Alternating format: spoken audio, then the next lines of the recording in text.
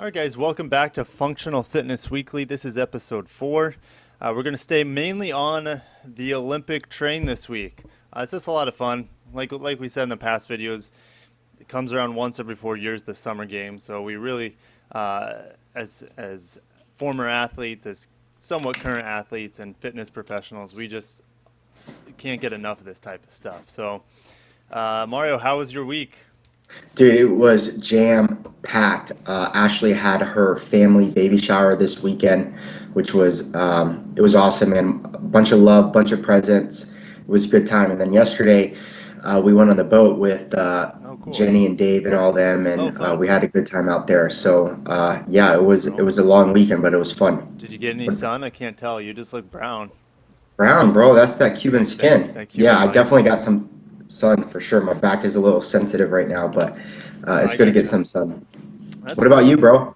Well, as you know, but the audience might not know, as I started my own YouTube channel, so it's been fun. I'm gonna have to slow down as I started So off way too hot with the amount of videos I was doing, just yeah. because you get infatuated with something new, a new project.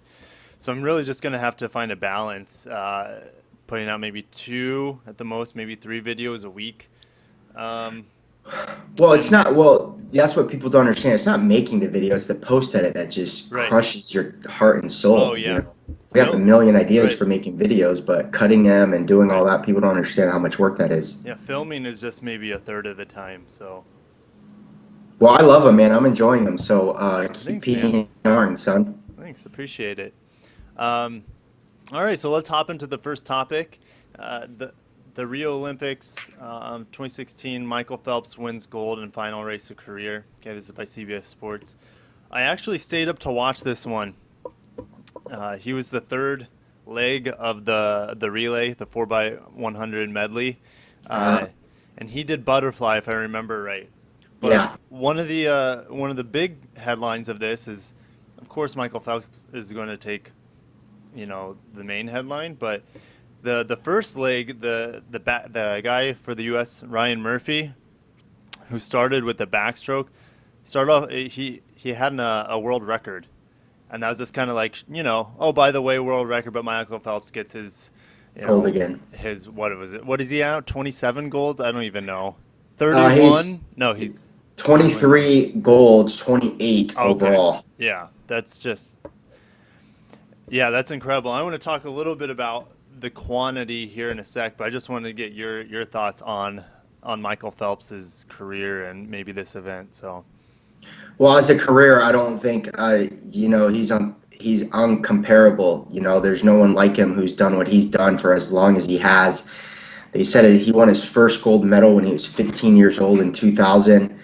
Um, I think how he did it today, he has more peace of mind, and he keeps saying that because when he left 4 years ago, he had said multiple times he was retiring, but he just didn't have that peace of mind. And then all that crap that came out about substance abuse, whatever crap the articles came out about that photo with the bong and all that, and I felt like it made it incomplete. So when he had his kid and there was some maturity there, he said that this was an amazing moment for him because he was able to share it with his kid, and there's just much more peace about it. So he's an amazing athlete. I love everything about him, his hard work, his ethic. I can't say enough good things about him. absolutely. I mean, it's just we'll never. I don't think we'll ever see anything like it again. Um, but uh, the thing with swimming is that you can just get a heap of medals, unlike any other sport in the Olympics. At least if someone has a sport that I don't know about, that you can get as many Right. medals, like it's just It's a good interesting point. because so many other players, especially the team sport guys like the basketball and the soccer and the tennis, the volleyball, they play so many games, but they only get One at medal. most one medal to show for it. That's a really good point. I think like gymnastics is behind because essentially you can win 6 a year. Because actually now they're moving to four, but there was five individual events in gymnastics plus the overall. Yeah, swimming's interesting because it's got four types of races, and you have a team, and you have those four types of races at different distances. So yeah, I mean, you're looking at with Ledecky right now, who's gonna, the female version to me of, Phelps 12 years ago. Right. She's just a phenom. But you're right. That's a really good point. I don't think there's many other sports in the Olympics that will have that Hmm. propensity to have that many medals. Yeah. But he will go down as the all-time greatest in the sport and in the Olympics as well, for sure. Yeah, I would. I can't see us seeing anything greater You know what I was in our just thinking is, I lifetimes. mean, that's silly, but there's not a Hall of Fame in the Olympics, is there? Is there such thing? I don't think so, but there should be. I mean, That'd be neat. that'd be really cool. The best of the best of the best. Like Right. how Well, good can yeah. you get? Oh man. Well, I Yeah, so it think was cool to see that. I think the closest thing you would get, it would have to be per country, but the closest thing you would get would maybe be at like the Olympic athlete training centers. They might have, some There are trophies and medals and stuff in there, and obviously all the records. So, but I know there's one sure. in Colorado, and I think there's one on the East Coast, but I don't know my Olympic training centers by heart because obviously I was never an Olympic athlete, but so. Cool. All right, let's go on to everyone's well, everyone's I guess favorite event in some way is the 100-meter sprint. It's just the fastest, most exciting part of the Olympics. Um, and these two household names, Usain Bolt and Justin Gatlin, I mean, they've been in the game for a long time. Um, Especially Gatlin, who's probably been in at least one more Olympics game, maybe two more than Bolt. Um, Yeah, but yeah, Gatlin was the '04 Olympic 100-meter champion. Then '08, Bolt came onto the scene from Jamaica, and then right. no one's been able to touch him ever since. But one one of the interesting things about this article is that they have a decent relationship. They talk a Relationship. lot of smack to each other, uh, and they go out and party together. So I just like the little picture of them and their lederhosen for Oktoberfest, but it's pretty cool.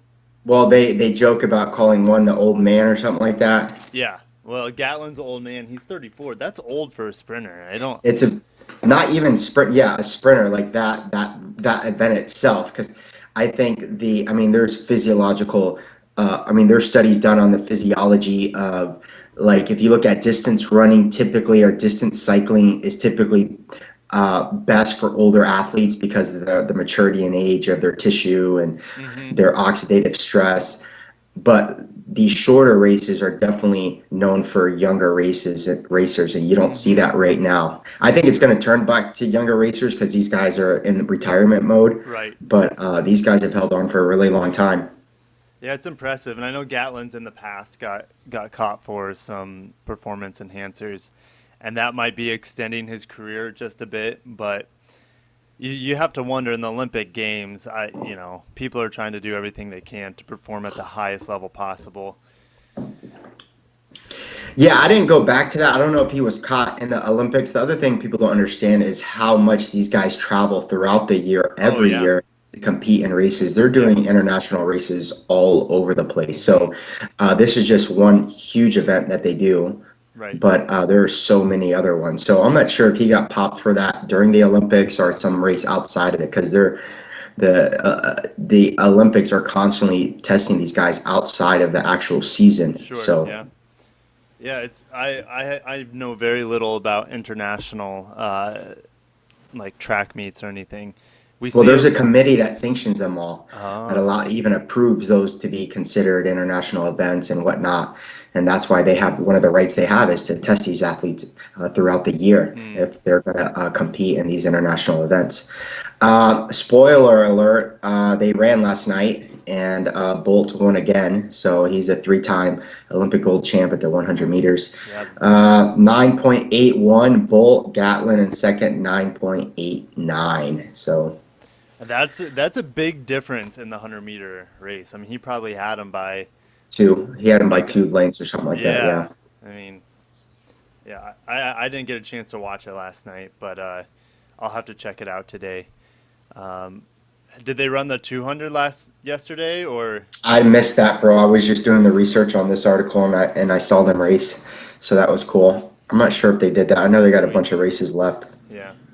I'll have to They bring. run. They both run the relays too, don't they? Yeah. Yeah, 4x100. I think Jamaica's won the last one, or maybe the last two.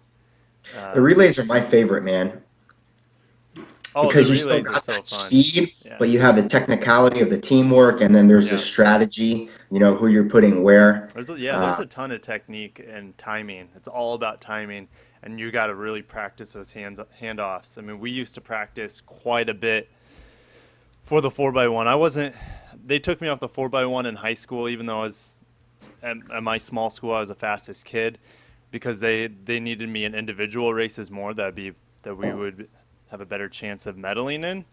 But mhm. when I was like a freshman and sophomore, I did the 100 relay or the 4x1 a lot more, and it's just practice and practice. And once you, I mean, I was usually anchor, but the guys in the middle, so like the second and third guy, they have to handle two handoffs, so they got to be pretty Oh, damn that's a good. good point. Yeah, Um, and each person has different. Well, at this level, everyone's running pretty much like the same speed, but in high school, everyone's running kind of at different speeds. So you got to get really used to uh, the guy that you're taking the handoff from, and then a lot of times you'll use audio cues, but this is at amateur level audio cues to let the person know in front of you when to sure. go.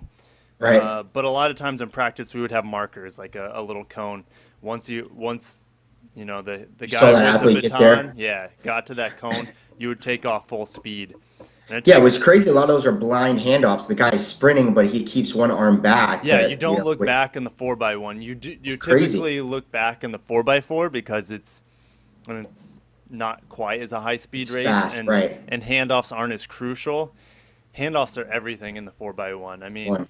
if you if you have like a decently fast team against a really fast team, but your handoffs are perfect, you're going to beat them every time. So Yeah. Speaking of that, the girls ran that 4x100 last night in the semis, I think, and or a couple of nights ago, and they crushed it. So they're definitely going to win it for gold for sure for the 4x1. oh, that's awesome because Jamaica's been a powerhouse for the ladies for a long Didn't time. even come close, bro. I'm Really, talking like, yeah, like 5 lengths at least. dude, that's sick. But yeah, we'll talk about the medal race here at the end, just a recap. But I got it pulled up. Um, Cool. all right, so Monica Puig, Puerto Rican, wins her first gold medal for her country. And it came kind of as a surprise for her. So I'd never have heard of this lady, but I don't follow women's tennis all that much. Typically, all I hear from women's tennis is Serena Williams because she's just unstoppable most of the time, but not in the Olympics. I don't know who Serena lost to, but this girl ended up winning the whole thing, which is exciting for Puerto Rico. Um, First gold medal for yeah. them. Oh, it's huge. I think Ireland got their first gold medal too, as well. Um, I think it might have been in rowing, but yeah, there's a lot of countries getting their first gold medals. But Puerto Rico is close to home for us, so that's why we're going to talk about it a bit. That and we pretend that we're tennis experts, so when we see stuff like that, Oh it's yeah, pretty well cool to yeah. I hear mean, about. But this is our amateur profession, so yeah, and that's a good pride for that country. There's a lot of turmoil right now, especially financially in that country, that they're really struggling. There's that yeah, debt crisis that they're dealing with right. and stuff. So that definitely helps lift up the country. It's a beautiful country. I went there. I went hiking. They have a national forest there that's protected. It's like one of the top 5 forests in the world or something like that, Dang, called El Junque. It's gorgeous, gorgeous, man. So yeah, man, there's some pride that's in that amazing. country for sure. Yeah, so that's pretty cool. I mean, I have family that are Puerto Rican through Cassie's side, so it's cool. I'm sure they're real excited about that. It's bro, you can go hop, skip, and wait for a couple $100 and be there, Oh and yeah, you're in a whole different place. yeah. And we one of our members at the gym, she's from there, and she's told me several times that I could stay with her dad if I ever wanted to go down there. So who It's cheap, knows? bro. Oh yeah, it's cheap. But yeah, it's cool. So moving on. So the Olympics are typically about putting division aside, uniting the world as one underneath good sportsmanship. Uh, and judo, out of all the sports, is probably, maybe Yeah, probably might be the most honorable sport in the Olympics, with all of its Tradition. tradition. There's a lot of bowing, and just a lot of respect for your opponent, regardless of who they are, where they come from. And then we just saw a despicable display of pride and ignorance, I guess you could say, by an Egyptian judo player who got his ass handed to him by an Israeli. So, I mean, you have a Jew and a Muslim. The Jew offers, like the traditional respects and honor to his opponent that he just destroyed. And the Muslim threw a fit and didn't even shake his hand and wouldn't even bow to him. So if you haven't seen the video, viewers, definitely try to find the video.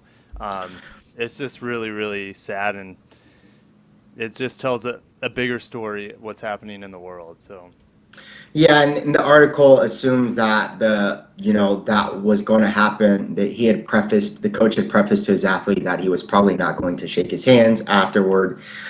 So the athlete wasn't surprised that he did it, but it's still a shame. I mean, at the heart of the Olympics, we're looking at unifying countries, where we believe that sport is able to unify people because of its social nature, its ability to bond through a sport. It just kills it. And it's an outlier. I mean, you don't see that a lot, but man, when you do see it, it definitely breaks your heart. right. Especially with what's going on in the Middle East and the struggle that they've had there. This is a great opportunity to help them and move them in the right direction. Right. So And it's it's tough, just man. sad that, as much as you don't like someone, you can have some commonality in the sport you're playing together. And this guy still wanted nothing to do with it. I mean, it's total racism, and it's just sad to see that on the like international stage. But Yeah, I mean, you got to understand you're representing your country, so it doesn't matter how you feel or what happens. Bro, you have that logo, you have your country's flag right on your right, uniform. You have to the sport's supposed to transcend politics, and people believe that like they're not together, but they are, right. and it makes his country look bad. So, um, Yeah, and yeah. I wasn't around back in the day when like the Soviet Union during the Cold War and the United States would, compete in the Olympics together. And I'm sure there were some, hopeful signs of sportsmanship that would hopefully, spill over to the political world.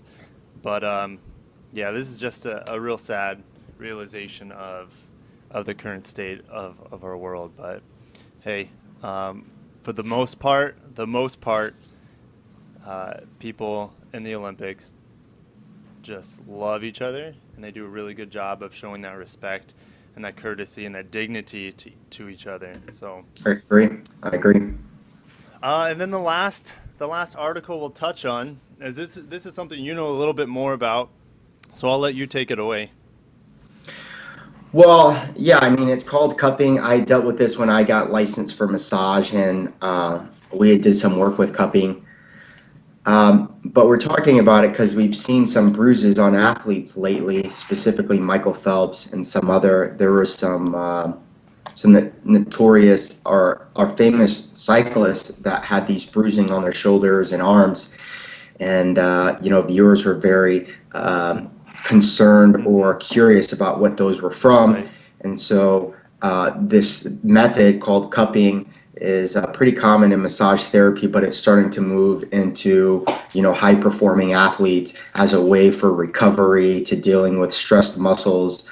Um, there's not a lot of research on it. When you look at actual studies that have done to see the improvement, this practice goes back, they say, as old as 1500 BC, That's crazy.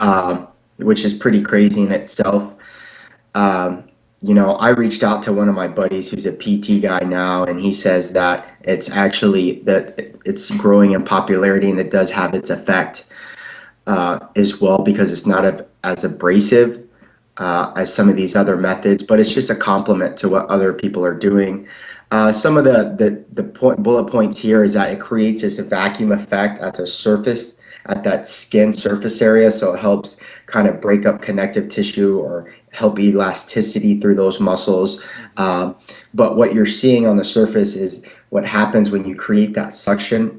The way it's being done is it starts to break up some of the capillaries there and causes bruising. But there is no painful. It's not painful. There is no side effect. That's probably the only aesthetic side effect, but there is no physical Mm-hmm. side effect to it. Right.